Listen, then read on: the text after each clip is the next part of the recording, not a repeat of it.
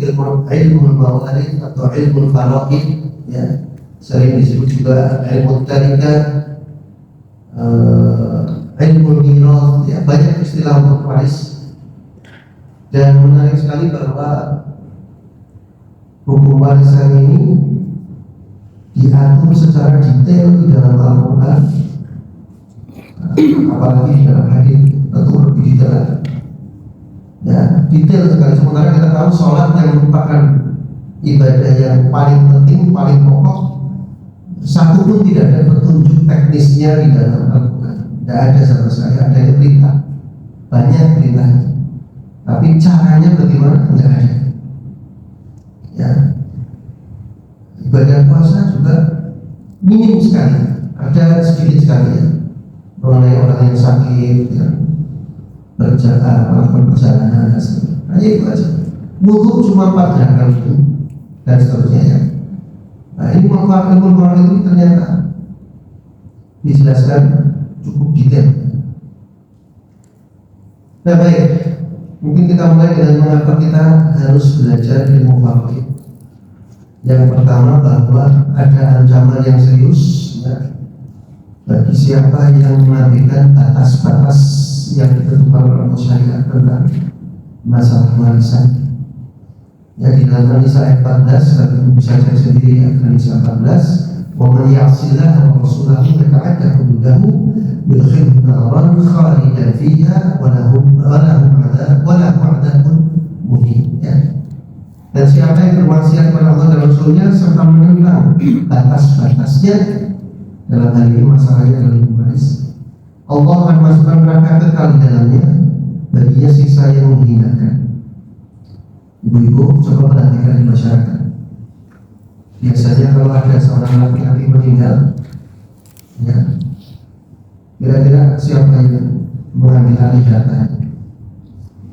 Kalau dia beristri sama berharap, ya, punya anak, punya istri, pasti istrinya langsung ambil alih. Kalau anaknya udah gede bersama anaknya, mereka bersatu memakai, ya, ini harta kita, ya. Dalam Islam tidak seperti itu, ya.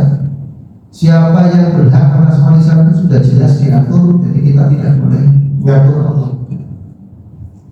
Jadi contohnya misalnya ada kelompok orang yang tidak terhijab, ya. Tidak terhijab itu berarti mereka pasti datang, yaitu orang tua. Coba perhatikan di sekitar kita, banyak orang tua waktu anaknya meninggal cuma gigit jari, nggak ada apa-apa. Ya, nah ini persoalan, ya. Dan ini berarti siapapun orangnya akan memakan harta haram. Pernah datang seorang wanita ke tempat saya bekerja untuk konsultasi masalah warisan. Dia menyampaikan bahwa kakaknya baru saja meninggal, dan saya tahu kakaknya siapa, orang sangat kaya, meninggalkan anak dan sekian, meninggalkan seorang istri dan beberapa anak laki perempuan. Maka menurut dia sebenarnya si istri, ya, istri mayat itu pasal muda-muda, semua harta diamalkan, bahkan sebelum mati suaminya sudah banyak hartanya yang dioper nama menjadi nama anaknya atau nama istrinya. Padahal saat meninggal si mayat ini, ibu kandungnya masih ada.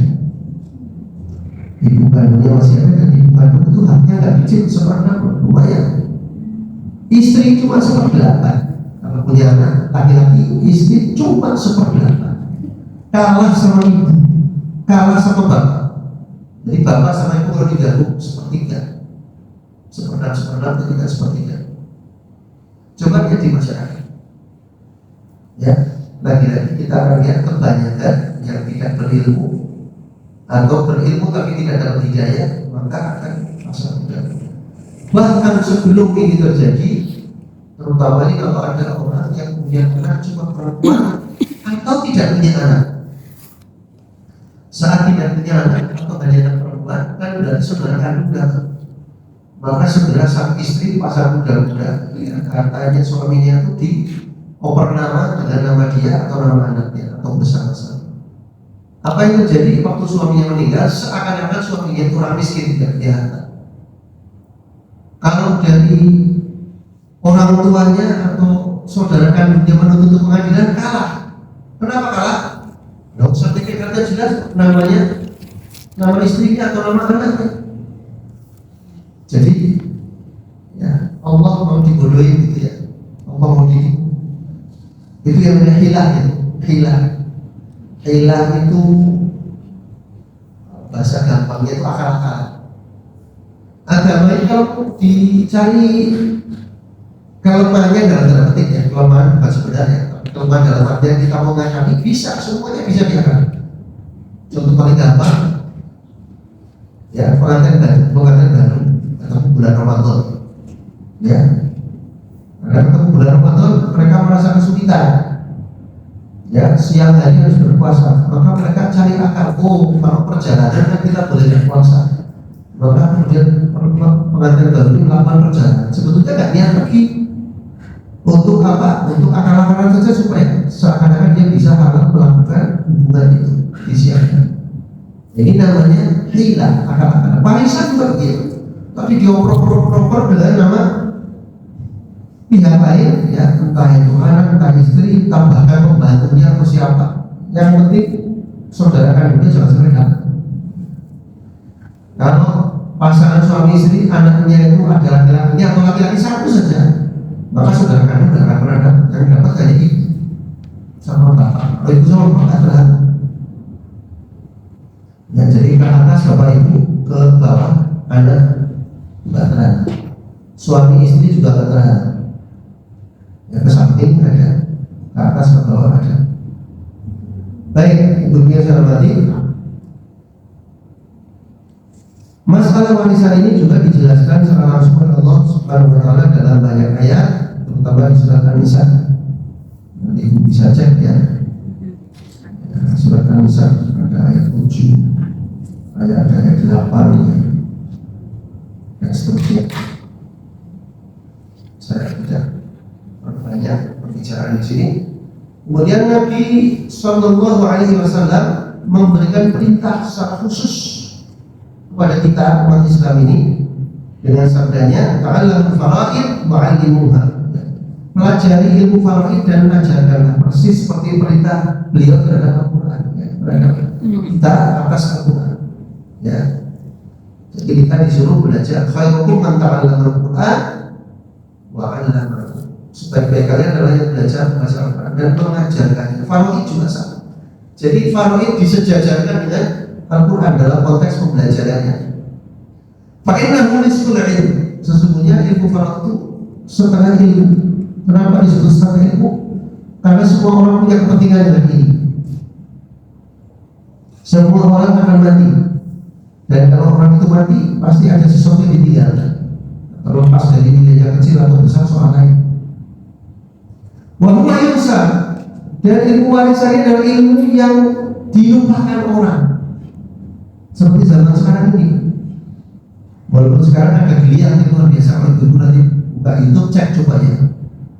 Banyak sekali sudah melakukan bicara tentang waris. Ya, kira-kira 5 tahun terakhir ini luar biasa, menunjukkan kesadaran yang cukup bagus. Tapi sebelumnya orang itu nggak paham warisan itu apa. Warisan itu ya pokoknya kalau ada orang mati, maka itu punya anak dan istrinya atau dan suaminya, tergantung dia mati siapa. Padahal tidak sesederhana itu.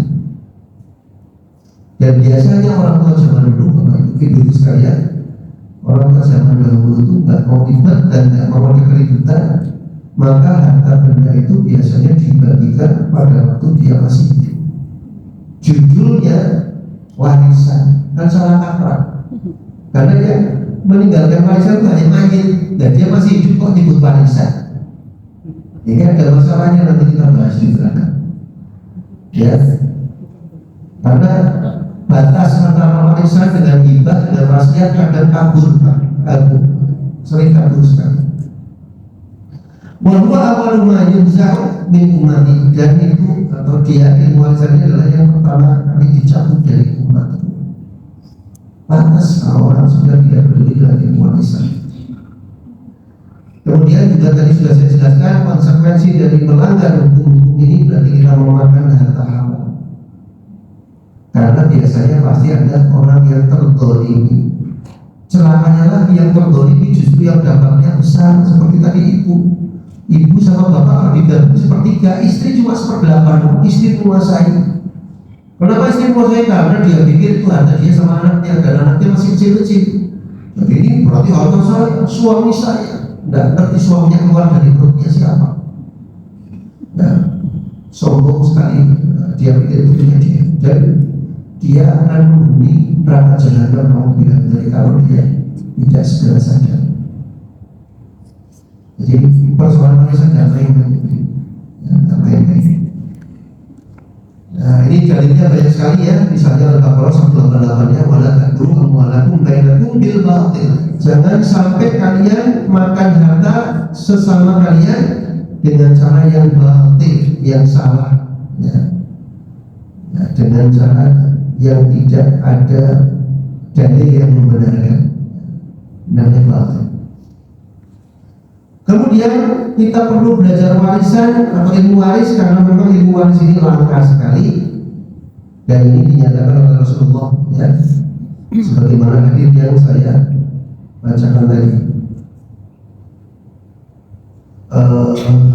Ada hadis yang lain mirip tapi belakangnya agak berbeda, ini mungkin perlu saya sampaikan. Saya terjemahkan saja dan pelajarilah ilmu faraid dan ajarkan kepada orang. Sampai di sini saya sampaikan. Karena aku hanya manusia yang akan meninggal, kata Rasul. Dan ilmu waris akan dicabut, lalu fitnah menyebar. Sampai-sampai ada dua orang yang berseteru dalam masalah warisan, namun tidak menemukan orang yang bisa menjawabnya. Ya, di Cilacap saja ibu-ibu, mohon maaf ya. Kalau mau konsultasi waris itu kayaknya nggak gampang-gampang. Narasumber yang dianggap pakar ya, biasanya Ustaz Fadilah, Masya Allah ya. Suami ya, Ustaz Hanum semua di sini ya. Itu kalau udah waris ya, di mana pun selalu dia yang mengajarkan ini. Jadi jangan orang yang mau menekuni ilmu ini, saya nggak tahu kenapa. Mirip dari ilmu rukyah. Banyak orang yang malas untuk ngurusin rukyah karena urusan rukyah lebih berat. Kalau rukyah pun ngurusi orang yang ya biasanya ya. Kalau ini kan sebenarnya hanya soal penjelasan baik dengan matematika atau tanpa matematika. Tapi nyatanya banyak orang yang tidak mau rukyah karena mengurusi hartanya orang tapi dia sendiri belum tentu dapat. Dan biasanya laporannya dianggap tidak adil segala macam. Jadi orang malas.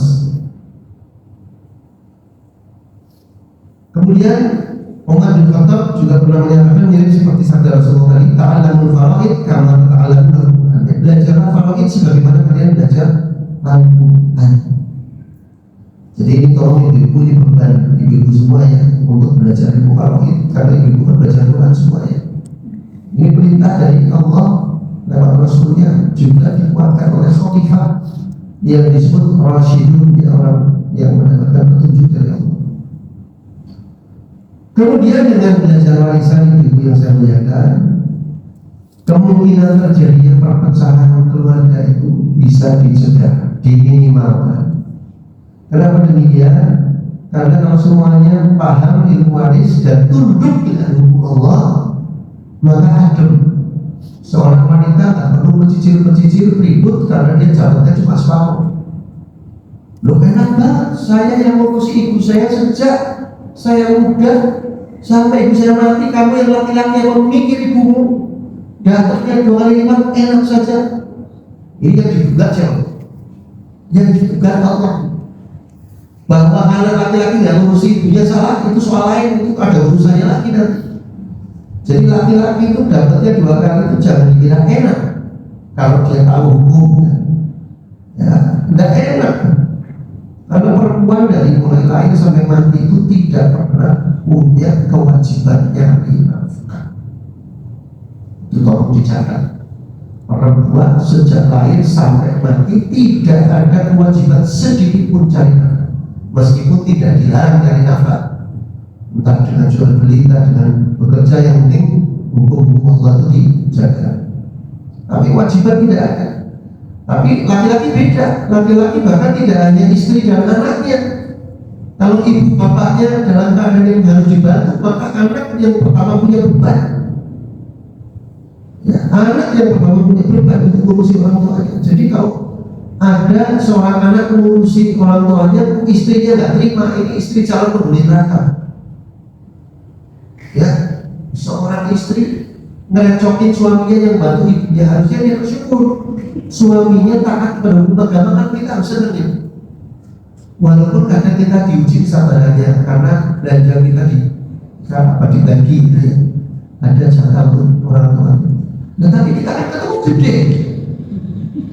Yang biaya, yang gedein, yang setengah mati, yang mulas perutnya. Jadi macam jadi tidak pernah ambil tahu bagaimana rasanya. Dokter, tiba-tiba kita jadi menguasai seorang laki-laki yang gagal perkasa. Ya. Ini hati-hati, Allah hati-hati dalam masalah-masalah seperti ini. Jadi hukum Allah ini adalah hukum yang terbaik, yang paling adil. Dan kita sudah bahas waktu kita bertemu pertama kali dulu. Kita bicara tentang la ilaha illallah. Di antara muara la ilaha illallah ini salah satunya. Kita belajar salah satu hukum Allah yang kadang tidak disukai oleh manusia karena dianggap tidak adil, meminta. Ya, kepinginnya seperti hukum barat. Sehingga kalau ada persoalan warisan, ada satu orang mati gitu ya, maka karena tidak punya ilmu, ya akhirnya ribut-ribut. Ya ini saya harusnya sekian, kamu harusnya sekian, karena kamu begini, karena saya begini. Ya. Ada yang merasa lebih berjasa, ada yang anak angkat tapi ngurusi. Jadi saya juga berhak dapat, saya walaupun anak angkat tapi saya ngurusi. Nah, padahal dalam Islam tidak ada anak angkat dapat warisan. Tapi bahwa anak angkat punya jasa harus dipikirkan, ada jalan keluar yang lain. Tapi jangan rusak hukum Allah. Sama dengan jatah perempuan setengahnya laki-laki, itu jangan dirusak. Tapi setelah kemudian dibagi, para laki-laki yang mungkin lebih makmur kemudian memberikan sebagian kepada saudara perempuannya atau malah memberikan semuanya, itu silakan, itu kemuliaan seorang laki-laki yang memikirkan saudara perempuannya. Jangan makmur itu alhamdulillah kapok sekarang. Itu bodohnya laki-laki ngomong gitu, karena sebetulnya beban dia. Ya, kalau duitnya si saudaranya habis itu dia yang punya tanggung jawab kursi saudara perempuan. Jadi laki-laki itu sebetulnya kalau tahu hukum ya berat dari laki-laki. Nah, kalau dalam keluarga itu ada yang rajin ke masjid, ada yang rajin ke gereja, ada yang kayak orang ateis, nggak pernah sholat, nggak pernah jelas agamanya. Kalau ayahnya meninggal gimana? Isu akan terjadi perpecahan karena memang isu. Kita tahu dalam hukum Islam perbedaan agama menyebabkan gugurnya waris mewarisi, gugurnya waris mewarisi. Nah, sementara hukum warisan itu sebetulnya kalau kita pelajari dengan seksama ya nggak sulit-sulit amat sebetulnya. Karena apa? Jelas semuanya. Ya, perbedaan ulama dalam hal urusan waris relatif kecil. Jangan dengerin penjelasan ulama-ulama dari kalangan A, kalangan B, kalangan C. Insya Allah akan mirip-mirip selama aliran yang lurusnya, bukan aliran yang tidak dengannya. Insya Allah akan cenderung sama. Nah, ini yang terakhir tapi yang pokok ya, yang akan kita bahas hari ini dan sampai pertemuan yang akan datang. Ya. Yaitu bahwa kenapa kita perlu belajar waris terutama dalam konteks kekinian, bahwa terlalu banyak penyimpangan dalam urusan waris. Nah, supaya penyimpangan ini tidak terjadi, memang jalan keluarnya cuma satu, menguasai ilmunya. Dengan menguasai ilmunya, maka kita kemudian berhati-hati dan kita akan cermat melakukan upaya-upaya penyelesaian di dalam masalah waris. Ibu-ibu yang saya hormati, sebelum kita lebih jauh lagi, saya mau tambahkan sedikit. Kalau menghitung bagian warismu itu sangat mudah. Jadi kalau bisa mikir, dengan buka aplikasi, masukkan, itu paling butuh 10 detik, langsung terjawab. Istri dapat sekian, suami dapat sekian, apa sih, pokoknya semua jelas. Nah, jadi tidak usah mikir. Yang jadi masalah, yang sulit bukan di situ. Warisan itu yang runyam, itu bukan di situ masalahnya, tapi Ada hal-hal yang lain, misalnya apa? Status kepemilikan. Saya nggak tahu, seandainya saya boleh bertanya, tapi saya tidak akan bertanya. Seandainya saja, seandainya saya boleh bertanya, apakah bapak dan ibu di rumah masing-masing ini melakukan apa namanya? Saya mengikuti apa susahnya. Jadi menetapkan ini harta milik kamu, ini harta milik kamu. Saya kira rata-rata enggak. Alasannya kalau Ustaz suami istri saya nggak ada berbaik mulia ya. Kalau kita tahu hukum kita nggak akan bicara begitu. Sekarang begini, saya kasih contoh kasus. Seorang laki-laki ya menikah, punya istri. Kemudian istri tidak bekerja di rumah asalnya. Walaupun nggak bekerja itu kalimatnya nggak enak sebetulnya. Karena perempuan itu nggak ada perempuan tidak kerja. Kadang malah lebih berat saya kira. Tapi karena nggak mendatangkan uang disebut tidak bekerja. Kurang aja saudara. Ya, seorang laki-laki bekerja mendapatkan uang, kemudian duitnya atau gajinya banyak, maka dia bikin toko di rumah. Siapa yang ngurus? Ya ngurus istrinya karena dia kerja. Ya, istrinya yang pulangkan, istrinya yang semuanya 100%, pokoknya boleh dibilang istri suami paling-paling kalau ada waktu sore rela. Itu saja lagi mah, kayak bilang balik, nggak ngerti pokoknya nggak ngerti apa. Dapat gaji nggak? Enggak, alasannya apa? Mampu berjuang maksudnya gaji. Dapat bonus tuh? Enggak, lebih banget banget dapat bonus karena kalau senang. Padahal pertanyaannya sekarang gini. Kalau istri ini meninggal dan orang tuanya masih hidup, apalagi dua-duanya satu saja masih hidup, kira-kira harta istri ini yang mana? Harta istri yang mana saya mau tanya? Padahal istrinya jungkir balik dari pagi sampai malam, cari uang, jual beli kan cari uang. Ya, hanya di toko yang kebetulan toko ini milik suaminya, hartanya juga dulu dari suaminya. Tapi dia keringetan setiap hari. Kalau dia kerja di toko lain mungkin dapat 3 juta, 4 juta 1 bulan. Ya, ini dia dapatnya cuma terima kasih ya. Terus duitnya di barang-barang aja tahu ya, dan seterusnya. Ini kezaliman buat siapa Bu? Buat orang tuanya. Dan karena orang tuanya berarti kan tidak dapat apa-apa. Dengan alasan istrinya tidak kerja, cuma di rumah, cuma ngurusi toko, aduh seru banget ya. Cuma ngurusi toko. Ini contoh kezaliman terhadap perempuan. Jadi kezaliman terhadap laki-laki banyak dalam warisan, tapi yang sebaliknya juga banyak. Kezaliman terhadap perempuan juga banyak.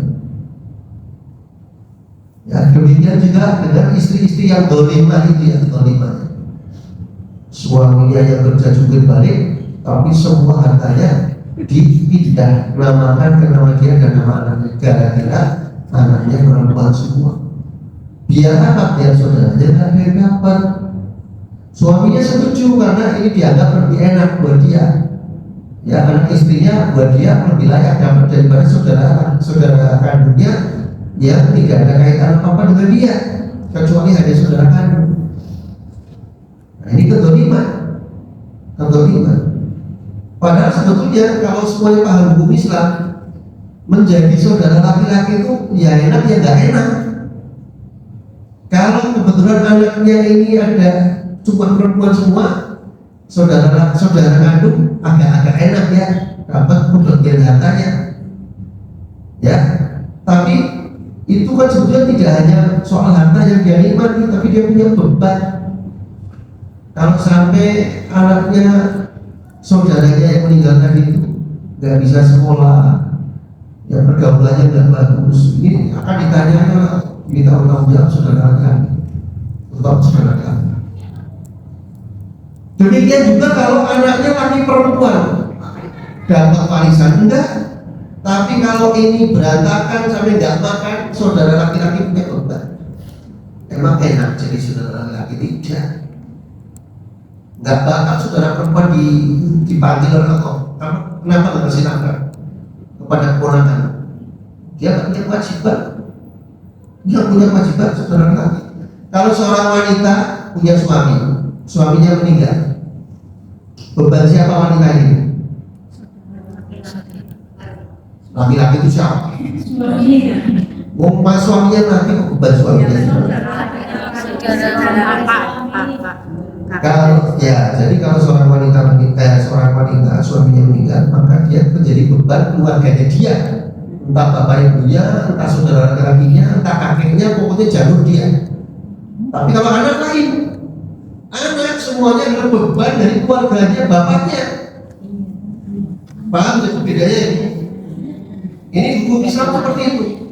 Kalau wanita bukan tanggung jawab iparnya, tanggung jawab keluarganya si wanita ini, dari mana dia berasal. Kalau bapaknya masih hidup, bapaknya. Kalau nggak ada, bapaknya. Ya saudara kandung. Nggak ada semua, mesti ada yang lain. Ponakan, termasuk ponakan kena beban. Ponakan itu kena beban. Ponakan dari pihak saudara laki-laki. Jadi Allah tidak ada yang lebih adil. Suka maupun tidak harus diakui Allah Maha Adil, dan tidak ada hukum waris yang lebih indah, yang lebih rapi, yang lebih simpel daripada hukum waris dalam Islam. Ya, ini kalau dibikin rumus ya, dibikin nadhar, dibikin kayak syair-syair nyanyian. Cuma bukunya cuma tipis segini. Kalau hukum barat, hukum warisnya segini. Tapi isinya ini gelundok musuhan, ribut tok. Hukum Islam cuma jadi segini, tipis kan. Enggak perlu tebel-tebel begini, karena jelas semuanya. Baik, ibu-ibu yang saya hormati, kita mulai bicara penyimpangan-penyimpangannya. Baik, terutama ini kasus di Indonesia, tapi sebetulnya secara umum yang terjadi di mana-mana ya. Bahwa sering sekali dalam pembagian warisan itu laki-laki dan perempuan disamakan. Ini tidak bisa. Apapun alasannya tidak bisa. Tadi saya sudah bilang Ibu, bahwa nanti setelah dibagi sesuai dengan hukum, kemudian saudara laki-laki akan memberikan sebagian dari haknya kepada saudara perempuannya ini. Dan tolong catat ini Bu, tolong catat, tidak halal dan jangan pernah seorang wanita minta lebih dari haknya. Dalam Islam yang boleh adalah yang lebih banyak haknya memberi yang lebih sedikit. Yang lebih sedikit haram untuk minta lebih. Laki-laki juga sama, kalau laki-laki jatahnya sedikit nggak boleh minta lebih banyak atas nama apapun. Kalau judulnya warisan sudah jelas kapling-kaplingnya. Tapi di luar warisan silahkan mau minta mau apa, itu urusan mereka. Ya, jadi kalau wanita dapat separuh, terima separuh. Jangan Mas, gue kecilin barang sampai dari kulit dirawat dan menguasai pada, terus bayar pernikahan gue bayar kasar, nikah terus makmur dan Jakarta. Apa yang tadi masuk akal dengan pelaku barang pada baik santai. Ini kan menimbulkan rasa tidak nyaman dan jenengan menjadi tidak terhormat, merendahkan martabat kita sendiri dengan tangan kita seperti itu. Tidak apa. Laki-laki, saudara laki-laki yang seharusnya mikir dengan cara berpikir yang seperti jenengan, tapi dia boleh karena apa? Dia haknya lebih banyak. Aku mencari barang, tak sama seperti dia. Aku limatmu, aku di sekolah tekan dubur, adik kuat ke SMA permanen urusi biaya segala macam. Masa indahnya, aku terima full ya, dua kalinya. Saudara perempuan saya cuma terima separuh. Maka dia ambil sebagai aku, bahkan dia yang berbuat apa? Aku alhamdulillah cukup murid ini laki-laki begini dong. Tapi wanita nggak boleh kayak gitu. Itu hukum Islam seperti itu. Nah, di masyarakat yang terjadi ya, saudara perempuan tidak terima, apalagi yang imannya lemah. Biasanya imannya lemah, yang imannya tebal saja kadang-kadang ya Bu, namanya manusia ya Bu, kalau sudah judulnya duit terus pikir Bu, ya kejadian belum lama saya mendengar seorang wanita yang solihah, masya Allah, rajin pengajian. Ya secara apa ya, tidak terlalu dia sadar dia mau begini. Udah punya double, cuma separuh. Kamu ambil 1 miliar, kamu cuma 400 sekian. Ya, dia nggak minta sebetulnya, tapi bahasa itu ya menunjukkan bahasa ketidakpuasan. Nah, padahal ini parisanya aja belum dibagi, ini baru ceritanya mau dibagi. Sudah ada ungkapan-ungkapan seperti ini. Memang inilah fitnahnya harta benda. Nah, apakah 2 berbanding 1 itu hukum manusia? Tidak. Nanti dicek ya Bu di ayat 11 surat An-Nisa. Yusikumullah fi auladikum lidzakari mithlu hadzil unthayain. Allah mewasiatkan, wasiat itu sesuatu yang sangat penting, serius ya, tentang pembagian warisan untuk anakmu, bahwa bagian anak laki-laki lidzakari mithlu senilai hadzil unthayain, 2 bagian perempuan.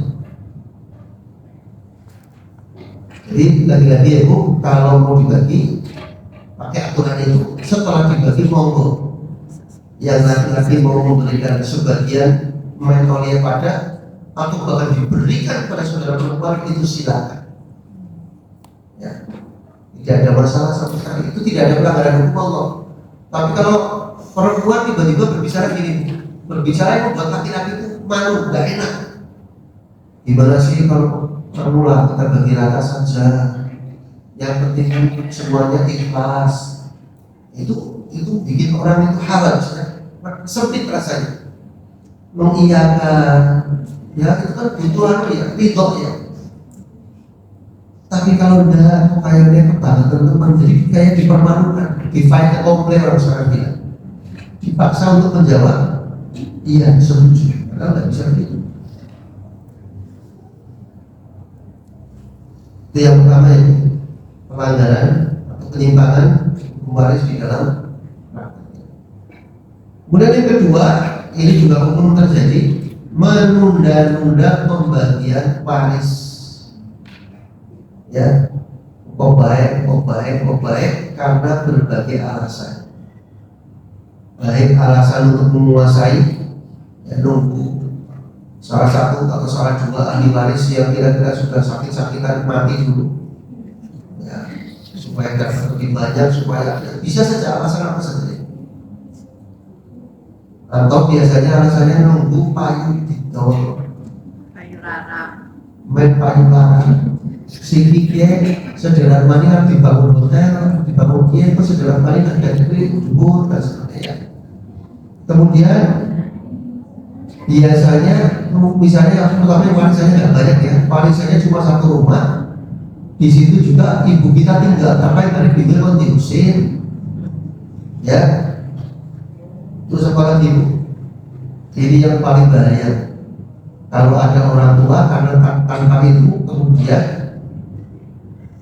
berpesan supaya ya hartanya itu tinggalannya jangan dibagi sampai nanti ibunya meninggal atau istrinya dia meninggal. Boleh nggak pesan begini? Nggak boleh. Kenapa nggak boleh? Karena kalau dia mati harta itu bukan punya dia. Ya Bu, tolong diingatkan ya Bu, kalau perlu ditulis, nggak ada ceritanya orang mati punya harta.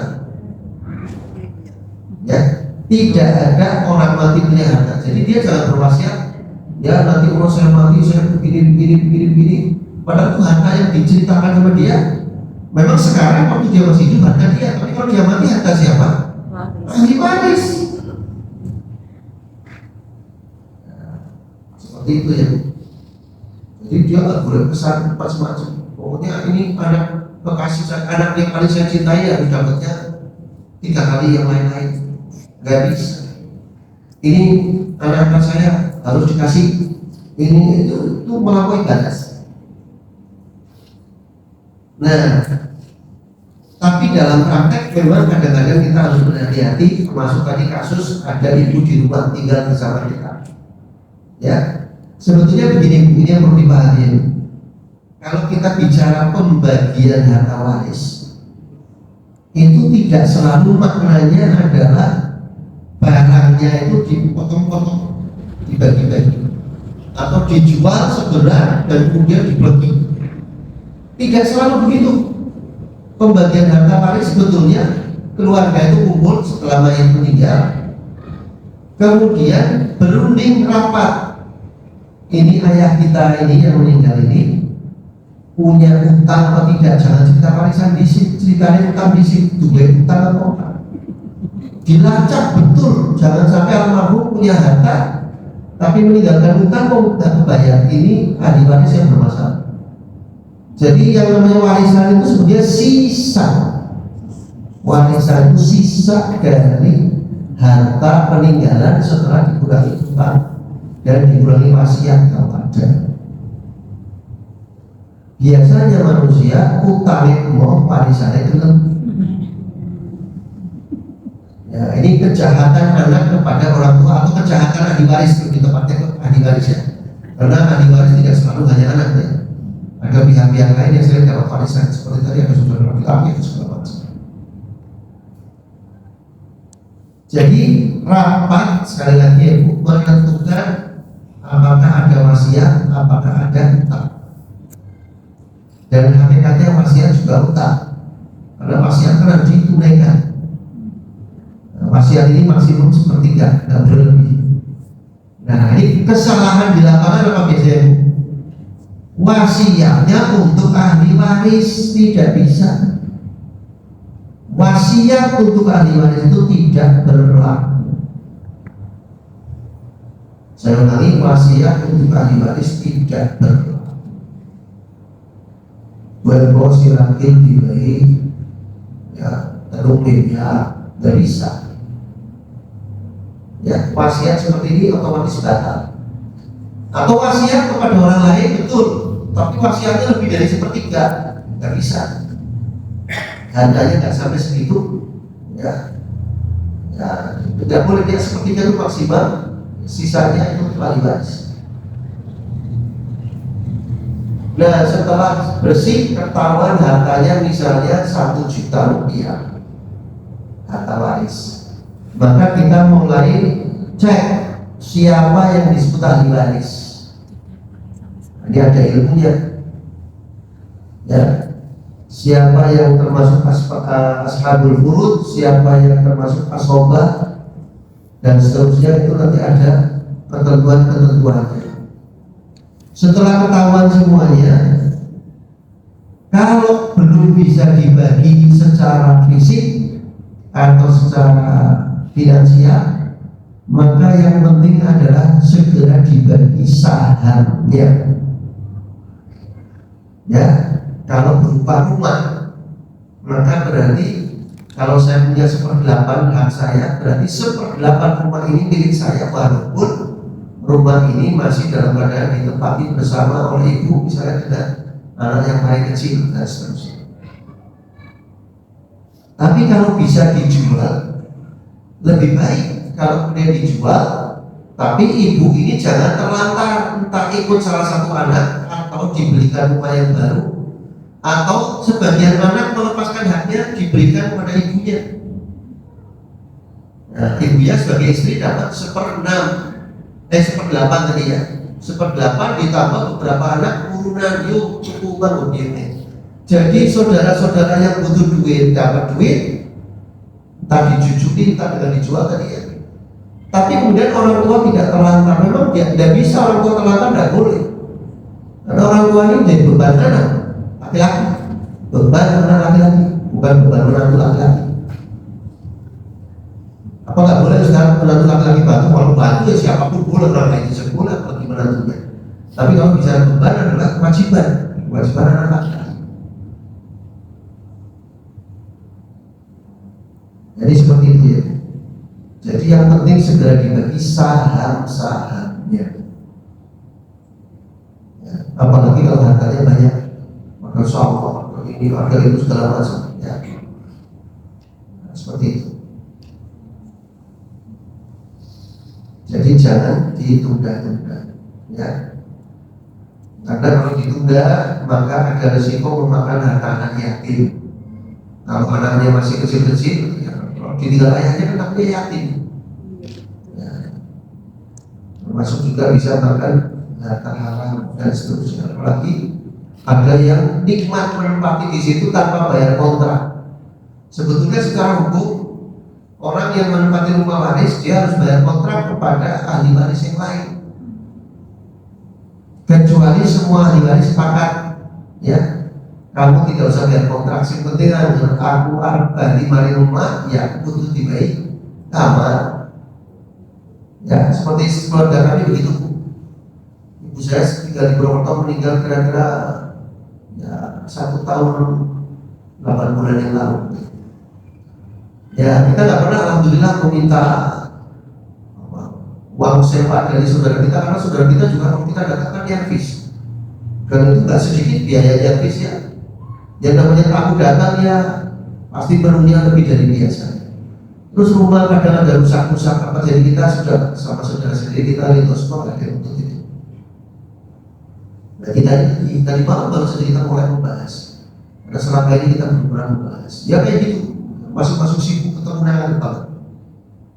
Ya, nah ini kita mulai menyadari bahwa ini harus segera. Sebab kalau tidak segera dibagi akan muncul masalah-masalah baru. Saya sampaikan sama saudara saya semua. Saya sudah paling kecil, dan saya paling kecil sudah 58 tahun umurnya. Saudara saya lebih senior dari saya semua. Saya bilang ini kalian sudah punya anak semua, saya juga punya anak semua. Nanti kalau di antara kita mati, maka akan muncul pihak lain yang namanya keponakan. Kenapa? Karena ibu saya sudah meninggal, bapak saya sudah meninggal. Berarti keponakan itu mengurus harta ayahnya, bukan mengurus hartanya dia. Sehingga kita harus berhadapan dengan keponakan kan akan lebih dunia. Ya, keponakannya semuanya taat sama Allah. Kalau ada yang derki, ceraki, ya mau menang sendiri, kita selalu gelut sama keponakan kan dunia maksudnya. Ya semuanya saya bilang kita nggak ada yang jamin anak kita baik semua, kita berharap semuanya soleh, kita nggak tahu. Dan kalau terjadi seperti itu, jadi bisa menyam lagi begini, ini yang menyam lagi ya.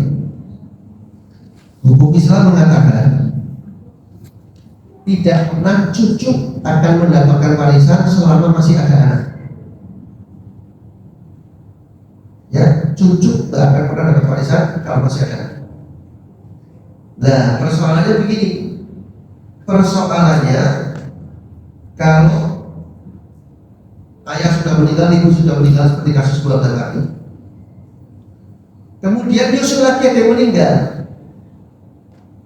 Ya, tadi mereka harus mengganti ayahnya, itu masih bisa diterima.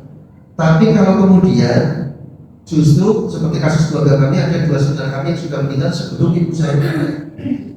Secara hukum waris mereka tidak dapat warisan dari ibu. Saudara saya yang sudah meninggal duluan itu hanya dapat warisan dari pihak ayah saya, karena ayah saya meninggal tahun 91. Saudara saya baru meninggal, yang satu baru 2 tahun setengah yang lalu, yang satunya tahun 2010, semuanya setelah ayah saya tapi sebelum itu. Jadi ada 2 saudara saya yang tidak akan dapat warisan dari ibu, tapi dapat warisan dari ayah. Nah ini masalahnya.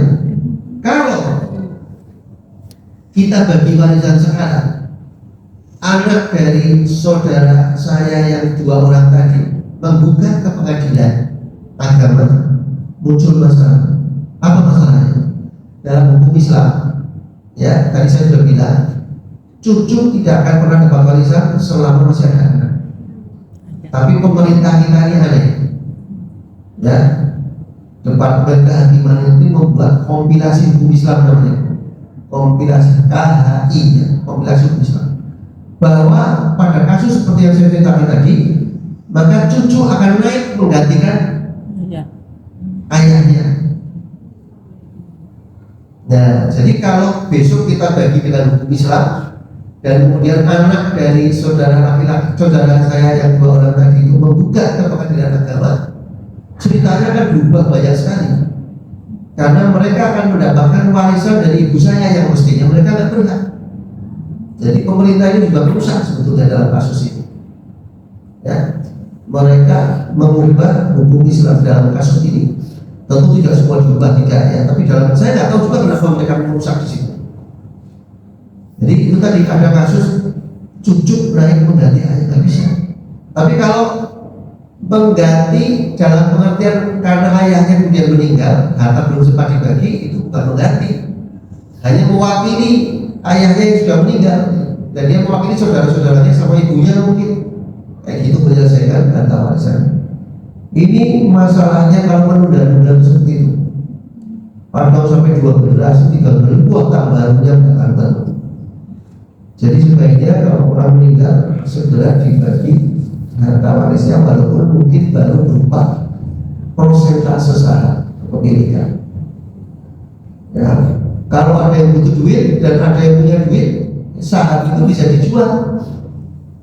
Saham itu bisa dijual, seperti saya misalnya saya punya jatah sekian, saya butuh duit, ya maka harta waris ibu saya dan ayah saya yang ada sekarang itu dinilai kira-kira nilainya sekarang berapa? Nilainya misalnya 1 miliar.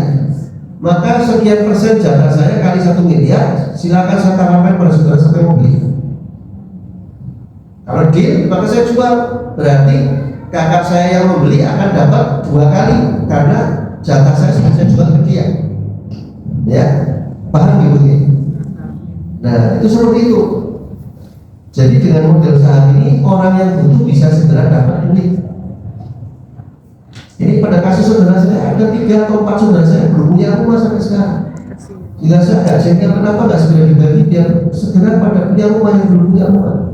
Saya alhamdulillah punya rumah bubuk, saudara saya belum punya di mana. Ya setidaknya sekarang yang punya dari bahwa itu harus segera diselesaikan. Alhamdulillah kita nggak ada yang macam-macam, semuanya lancar alhamdulillah. Tapi memang selama ini kita terkesan lambat, terunda-nunda karena kita pikir ya itu biasa ya. Padahal banyak resikonya, Baik, mungkin saya berhenti dulu. Ada pertanyaan ini, tapi jangan terlalu jauh ya. Kalau bisa di seputar yang sudah kita bahas tadi. Bukan nggak boleh kalau bertanya lebih jauh, tapi jadi kadang loncat gitu ya. Saya kira dari yang saya jelaskan aja biasanya sudah memunculkan banyak sekali pertanyaan. Moga kalau ada silakan. Gimana hukumnya kalau seorang suami menikah, tapi suami ini sudah punya anak loh, terus menikah lagi. Ya. Istrinya masih hidup yang pertama? Sudah meninggal. Yang pertama masih hidup. Ya, berarti poligami ya? Bukan, tapi cerai. Oh cerai? Ya oke. Punya anak 1. Si suami ini menikah lagi, tapi tidak punya anak, tapi mengangkat anak. Lah terus si suami ini meninggal. Terus gimana hukumnya itu? Dia punya rumah. Jadi begini Bu, seseorang yang sudah bercerai, ya asal semua hak istrinya sudah diberikan, maka sudah tidak ada urusan apapun. Jadi mantan istri nggak ada dalam hukum waris Islam, dapat waris nggak ada. Tapi mantan anak nggak ada. Jadi anak, ya katakanlah seorang menikah 10 kali gitu ya, punya anak sekian banyak, ya semuanya dapat warisan. Nggak bisa, nggak semua harus dapat. Semua anak kandung dia harus dapat warisan. Tapi mantan istri lewat sudah, nggak ada mantan istri dapat warisan, nggak ada. Ya. Nah, kemudian nikah lagi, maka istrinya yang baru dapat warisan. Nah, soal anak angkat nggak ada urusan, anak angkat, anak tiri, anak kupon, anak apalagi namanya nggak ada. Dia nggak berhak satu pihak.